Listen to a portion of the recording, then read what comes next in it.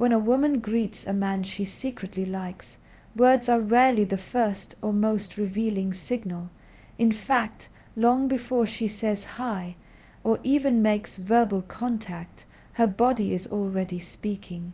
This is where attraction often hides in the micro expressions, the timing of a glance, the shift of her weight, or the way her eyes light up in just the right moment.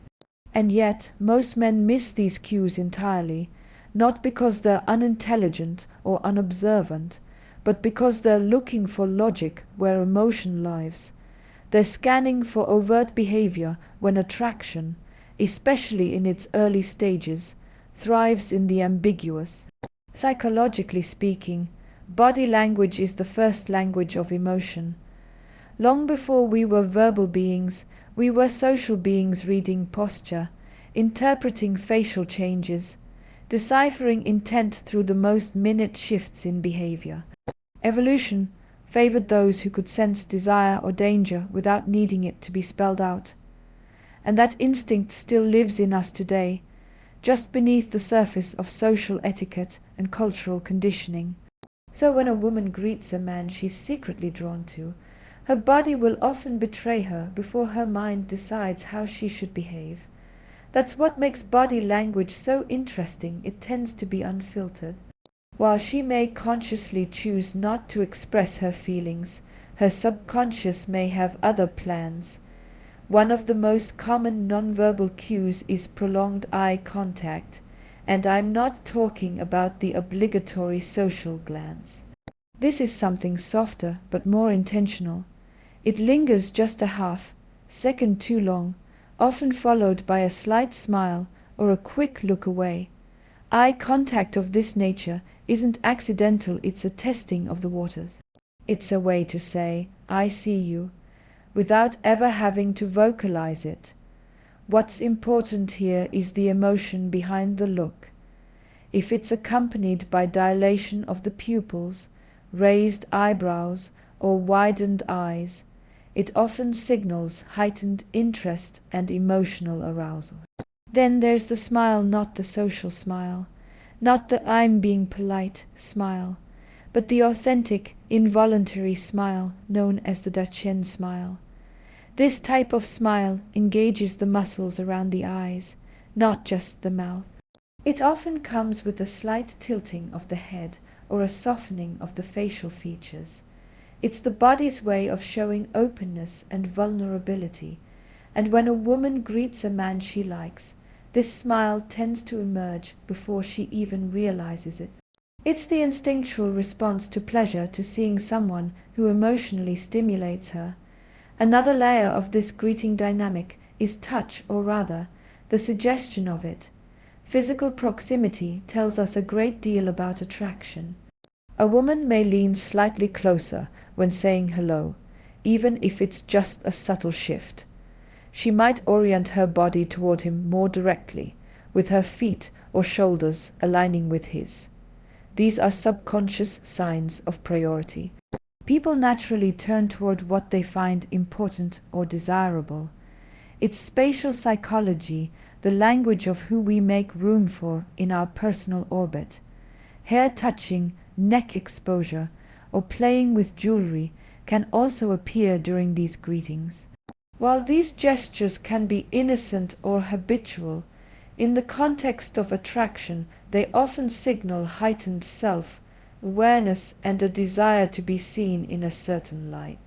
Evolutionary psychology tells us these behaviors originate from grooming rituals, behaviors that made early humans more appealing to potential mates. Today, there are often unconscious signs of flirtation, especially when they cluster together. One of the most overlooked but powerful indicators is mirroring. This is when a woman subtly mimics the man's gestures, tone, or speech patterns. It's not an act of mimicry in the comedic sense, but a subconscious way to build rapport. We mirror those we like, those we admire, and especially those we feel drawn to. So when you say hey, and she responds in your exact rhythm, or tilts her head the same way you do, don't ignore that. It's the body saying, I'm with you, I'm tuned in. Mirroring creates a sense of psychological harmony, and in the early stages of attraction, harmony feels like home. We also have to acknowledge how suppression plays into all this. Because when a woman greets a man she secretly likes, the key word is often secretly, she may not want to show too much. She may be unsure of his interest, wary of vulnerability, or simply conditioned to be reserved. So, what emerges is often a pull of micro-expressions, a smile quickly replaced with a neutral face, a step forward followed by a step back, a moment of openness followed by self-correction. It's a dance of conflicting impulses, desire versus defense. But that internal tension is, in itself, a sign. When a woman appears slightly more self-conscious or composed than usual in a man's presence, that can sometimes speak louder than overt flirtation. From a philosophical lens, we can think of this greeting ritual as a moment of existential vulnerability. To greet someone is to acknowledge their presence in our world. But to greet them differently, to allow our body to signal deeper interest, is to admit even momentarily that they affect our inner landscape. That's not something done lightly. In a world of masks and routines, the small break in pattern, the slightly longer eye contact, the warmth in tone, the hesitation in posture becomes a kind of revelation. It's the body whispering what the heart hasn't yet spoken.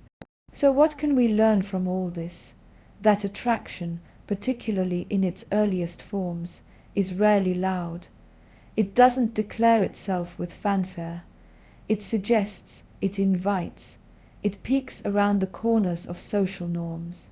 And if we want to understand how women greet the men they secretly like, we have to train ourselves not just to hear but to notice, to observe without judgment, to become literate in the emotional undercurrents that flow beneath the surface of ordinary moments. Because in the end, it's not about decoding women. It's about learning to be more human, more attentive, more attuned, more present. When you see her eyes pause on you a little longer, or feel her body lean just a bit closer, remember, not everything meaningful arrives in words. If body language is the unspoken prelude, then the voice is the first instrument we play when we step into interaction. And when a woman greets a man she secretly likes, what often gives her away isn't what she says, but how she says it. The voice is one of the most emotionally revealing tools we have. It's like a mirror held up to the nervous system. Tremble, warmth, breath, pitch. These are all physiological clues that bypass conscious control. And if you listen carefully, you'll realize that the human voice can express interest, tension, excitement, and vulnerability in ways words never could. There's something fascinating about how attraction affects vocal tone. When a woman greets someone she's drawn to, her voice may subtly shift, sometimes without her even realizing it. It might become a little softer, warmer, or slightly more playful. This isn't performance, it's biology. Studies in evolutionary psychology have shown that women often unconsciously raise the pitch of their voice when speaking to someone they find attractive. Why? Because a higher pitch is historically associated with femininity, youthfulness, and approachability, traits that, for better or worse, are often culturally and biologically linked to mate selection. But let's be clear, this isn't about manipulation. It's not calculated or strategic. Most of the time, it's involuntary. The voice changes because the emotional state behind it changes. When you're speaking to someone you're secretly interested in, you're not in a neutral state. You're slightly more alert, more emotionally engaged, and the voice reflects that. It may fluctuate more, become more melodic, or even slightly breathier. These are all signs of emotional attunement. And when a woman greets a man she likes, this change in vocal quality often precedes her own awareness of how she feels. It's also worth noting that how she starts the conversation can be telling. The initial hi might come with a hint of surprise, as if she's caught off guard in a good way. There's often a smile layered behind the word, almost like her voice is smiling before her face does. And if she greets him by name, especially if she lingers on it, repeats it, or adds a playful inflection, that's usually not accidental. Using someone's name is a psychologically intimate gesture. It creates a sense of closeness, of familiarity. When a woman says a man's name in a certain tone, she's often testing the emotional waters. Do you hear me differently when I say your name like that? Now let's move into word choice, another subtle but telling layer. When a woman is attracted to a man, even her small talk changes. The greeting might start simple, but quickly morphs into something more personal. She may ask questions, make small observations, or connect the moment to a shared memory, anything to extend the interaction. These strategies are ways of signaling interest without crossing social boundaries. She's not overtly declaring, "I like you," but she's creating conversational space that invites a deeper connection. The way she phrases things also matters.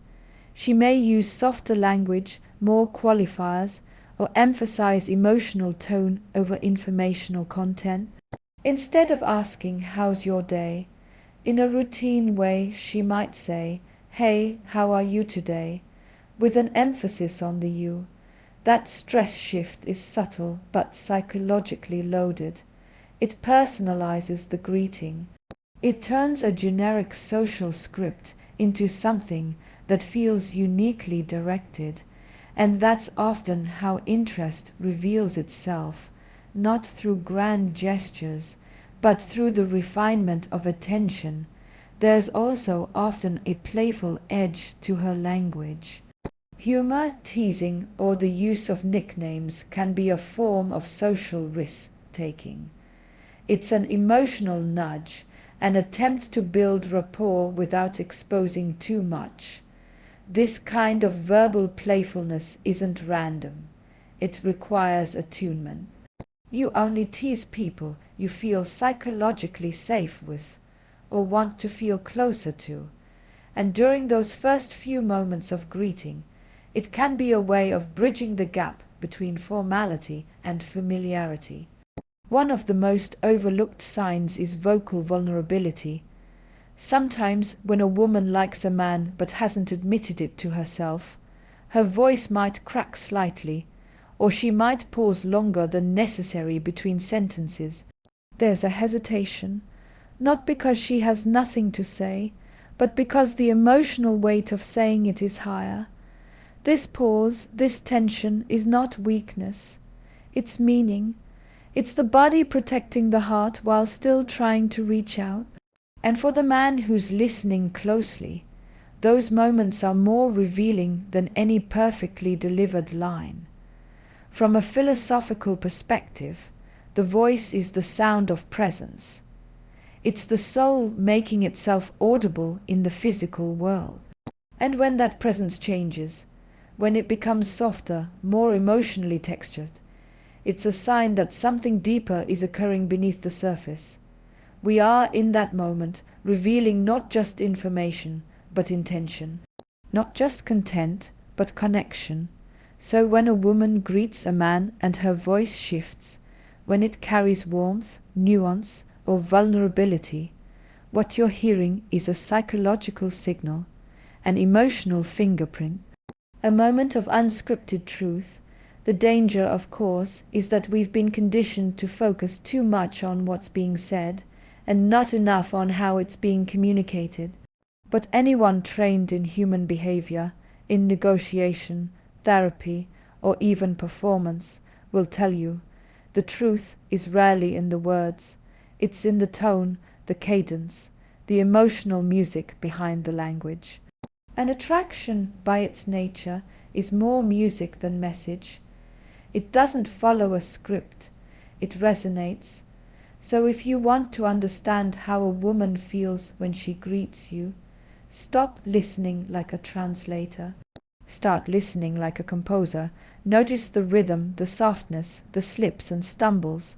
Listen to what her voice is doing that her words are not. That's where the truth lies, because in the end, the voice doesn't lie.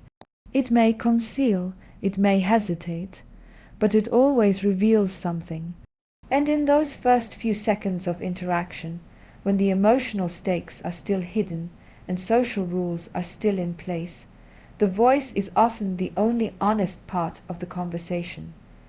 There's a strange kind of honesty in nervousness. A rawness. When we're nervous, we lose our ability to curate every detail of our behavior. The mask slips, if only slightly, and that's often where attraction reveals itself, not in the moments we've rehearsed, but in the moments we can't control.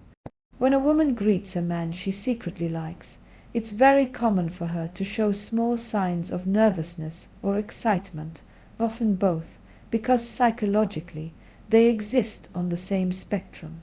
The physiological responses overlap: accelerated heart rate, changes in breathing, dilated pupils, even minor tremors in the hands. It's the body's way of saying, this moment matters more than usual. And it does. Attraction introduces emotional risk. When a woman greets a man she's drawn to, she's not just saying hello, she's crossing into a moment of potential vulnerability. She might not even be fully aware of her interest yet, but her nervous system is, and that's where the signs begin. Take the subtle gestures, the fidgeting with the sleeve, the quick brush of the hair, the shift in posture. These movements aren't meaningless. In psychological terms, we call them self-soothing behaviors, ways the body manages internal tension. But the key insight is this: you only soothe when something is stirred. So if you see these behaviors appear just after you enter the room, or when she approaches you, it may not be coincidence. It may be the body's subtle admission of emotional investment. You'll often notice a kind of preparation in her body right before the greeting begins. She might check her reflection briefly, straighten her posture, or suddenly become more self-aware. That's not vanity, it's intention, a desire to present well, to be seen in a certain light. That preparation is a sign that your presence is significant, whether she verbalizes it or not. What's fascinating here is that nervousness can appear despite a woman being socially confident. You might encounter someone who's articulate, poised, socially fluid, and yet when she greets you there's a different energy, a moment of hesitation, a slightly delayed response, a laugh that seems too quick or a comment that seems overly rehearsed. That discrepancy, the shift from natural ease to slight self-consciousness, is often the giveaway. It signals that her usual social routine has been disrupted, and you are the reason why. This isn't about insecurity. It's about emotional activation. When we feel something strongly, our brain's prefrontal cortex, the part responsible for planning and control, can get momentarily overridden by the limbic system, which governs emotional response. That's why people often feel more awkward or flustered around those they're attracted to. Attraction changes the internal equation. Suddenly, there's something to gain or lose, and that stake-based shift affects everything from voice rhythm to physical movement. Sometimes the clues show up in timing.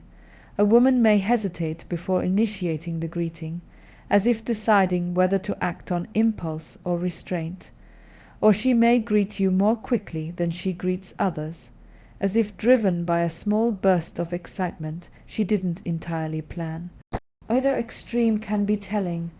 Nervous energy doesn't always look like retreat. Sometimes it looks like sudden, uncharacteristic engagement. The key is recognizing when the energy is different from her norm.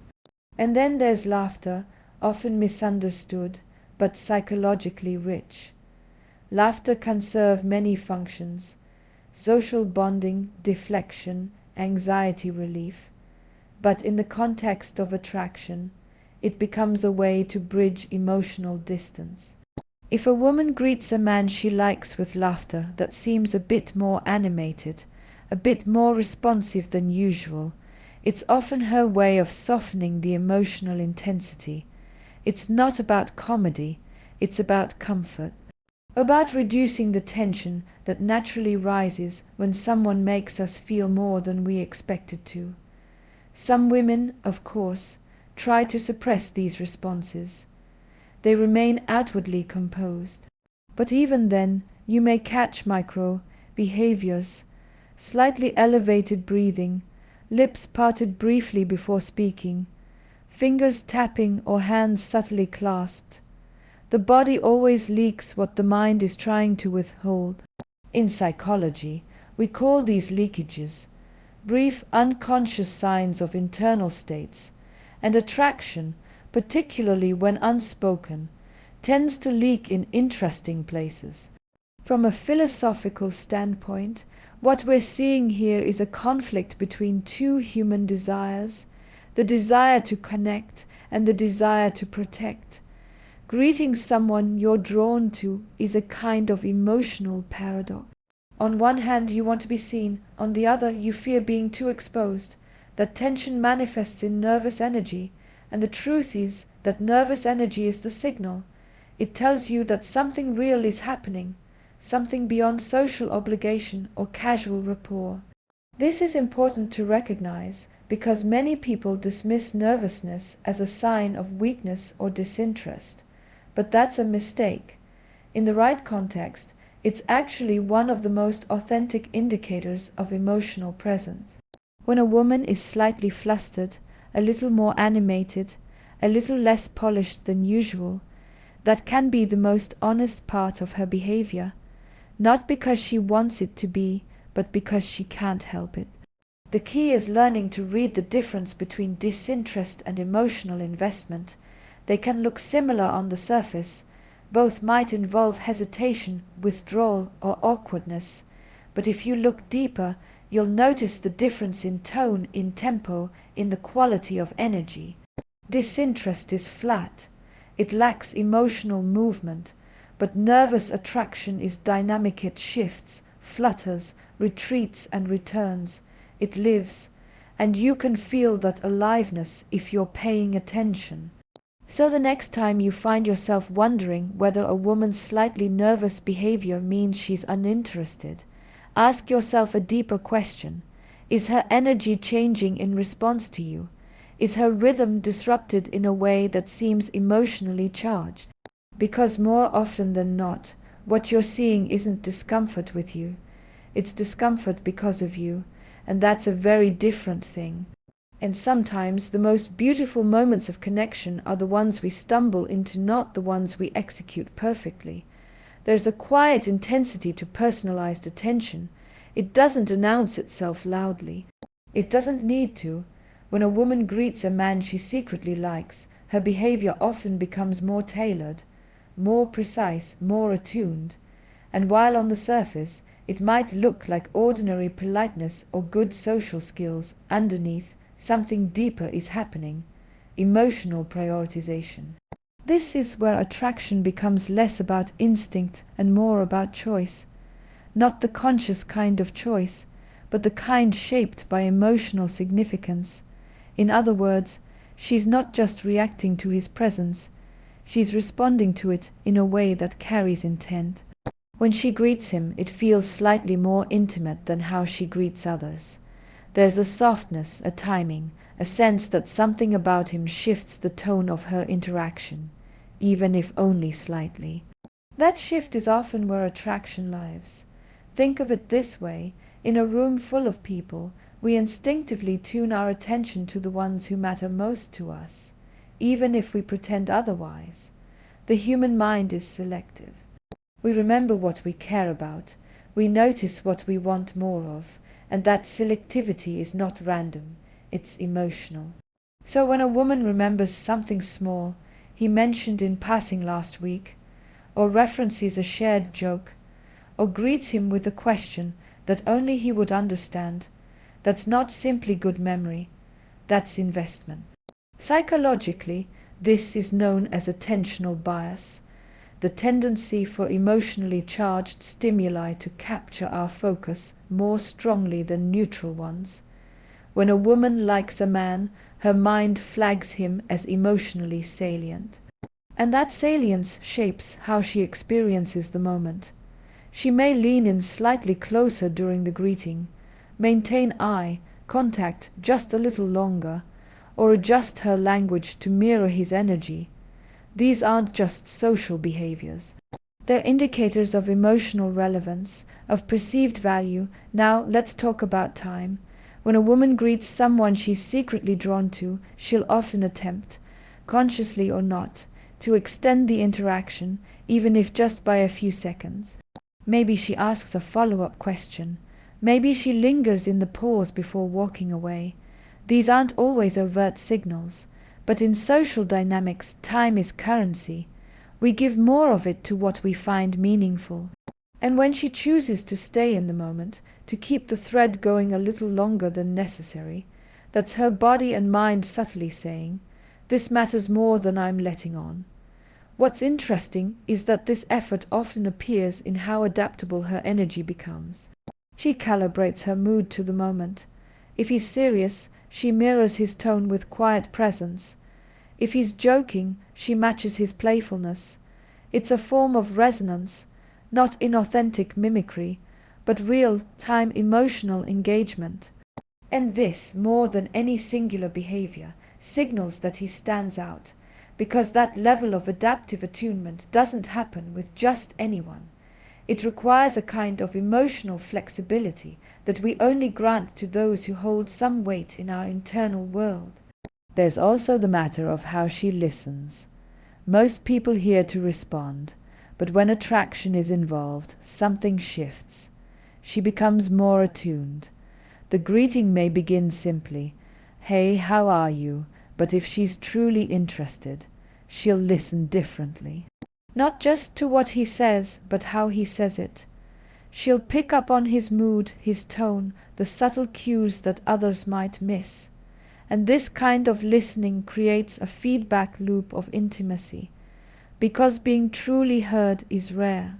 And when someone listens like that, even in a short greeting, it changes how we experience ourselves in their presence. From a philosophical perspective, attention is love in its most primitive form. Not romantic love, necessarily, but the deep human need to be recognized as significant. When a woman offers that kind of attention, when her greeting makes a man feel like he is not just seen, but understood, that is not accidental, that's the mind saying, "You matter more than the context allows me to admit." But here's where things get even more nuanced. Sometimes this personalized attention is so subtle that even she doesn't realize she's doing it. She may greet him a little differently each time, sometimes more confidently, sometimes with a hint of shyness, because her internal state shifts depending on how emotionally exposed she feels that day. That variability isn't inconsistency, it's depth. It shows that she's not interacting from a script, but from a living, breathing emotional center. And for the man on the receiving end, the question becomes, can you read the pattern beneath the changes? Can you see the through line, the emotional thread that runs beneath her different moods, tones and expressions? Because it's often not one behavior, but the accumulation of small, meaningful gestures that reveals how she really feels. The quick smile that fades too fast, the way she adjusts her greeting depending on who else is around, the fact that she remembers things he never thought she noticed. These are not coincidences. These are choices shaped by feeling. And when you start to pay attention to these patterns, not as isolated events, but as signals from a deeper emotional space, you begin to understand the truth about how attraction works. It's not always bold. It's not always obvious, but it's often personal. And that personalization, the way she speaks just to you, the way her energy adapts just for you, the way she remembers and reacts in ways that don't quite match her behavior with others. That is where interest becomes impossible to ignore.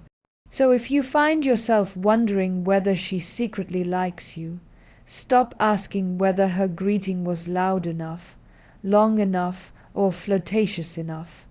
Ask instead, was it specific?